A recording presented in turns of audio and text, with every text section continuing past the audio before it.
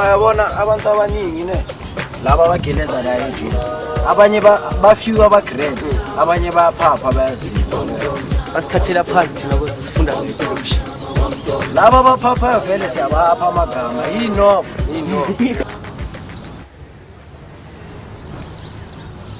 Reflecting back, when I moved from a rural school to a Model C school at a very young age, it was a big step in my life. I remember it was 1993, when it was such a great honor to be accepted at a Model C school. When I first arrived, I felt so isolated, like I didn't belong here. I had to adjust to the new surroundings, and it wasn't easy, hey? I couldn't speak English well. The only words that came out of my mouth were good morning, good afternoon, yes and no. And the rest of the time I'll be quiet in class. And the strange thing though was the black pupils would laugh when you struggled with English. We black people don't believe in ourselves sometimes. You see, blacks undermine one another, they degrade each other, you see. Yeah, that's basically my dislike. So it's in the fact that we were treated like skivvies in the olden days is already enough. It comes to me that wasn't it also because of embarrassment on their part, because of the association? You know, that they might have felt that could have been me or a few years ago. You know, that they were trying to overcome an embarrassment themselves. While in actual fact, they should have been backing you up and helping you and supporting you. And now they have found a way to, you know, rise above the rest. I'll say rise above the rest. And now they feel they are equals to the former superior race. And therefore, the other blacks are now inferior.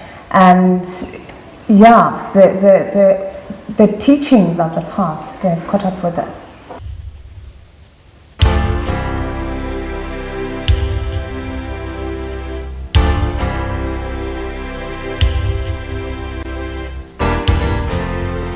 We black students were viewed as unintelligent, unable, uncivilized, troublemakers, and all sorts of negative statements.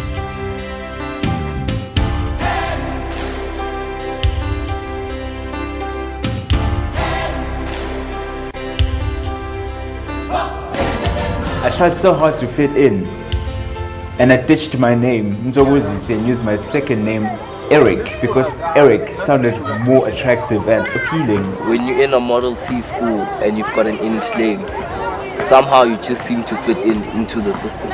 Are you proud of being Howard? It's a nice name. But are you proud of it? Because it's nice, yes. I mean, if I were to say my name is Tireleto, I mean, the guy would like, saying what? You know what I mean? So then I have to pronounce it in a nice orderly fashion, like Tireleto, you know what I mean? Then they would understand, oh, Tireleto. But like, if I said it like Tswana straight, like Tireleto, they wouldn't like pronounce it that way. That's the excuse I gave.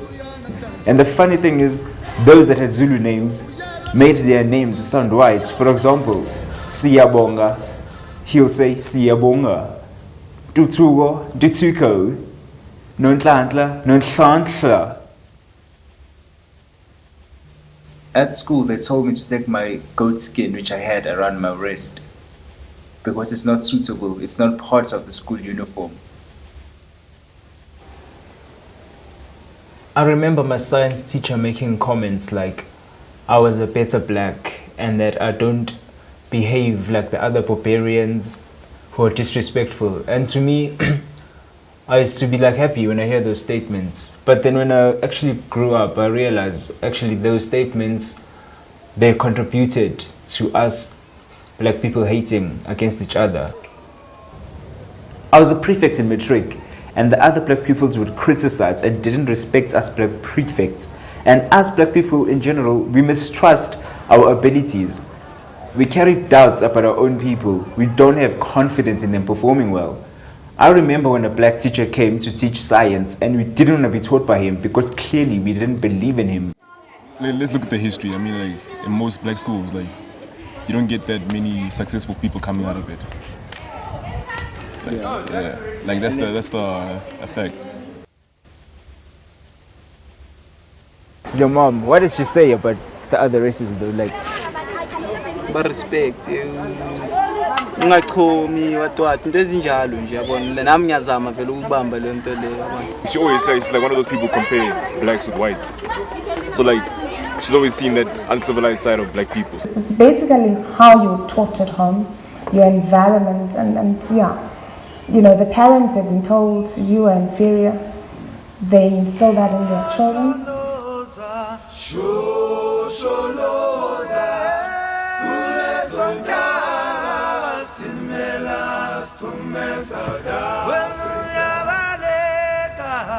The older generation, they still carry these thoughts around.